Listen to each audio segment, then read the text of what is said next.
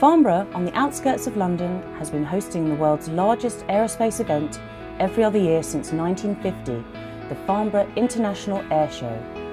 At this year's edition, Embraer for the first time has placed its 3 business units together in a single pavilion of 600 square metres.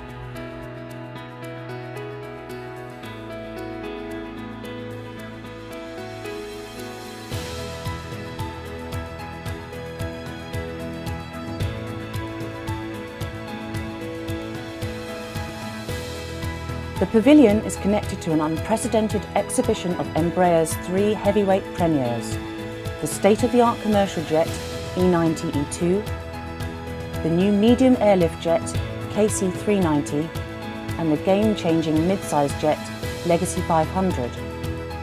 The 3 aircraft will be displayed alongside the light attack and advanced trainer A29 Super Tucano and integrated solutions for the defence and security market.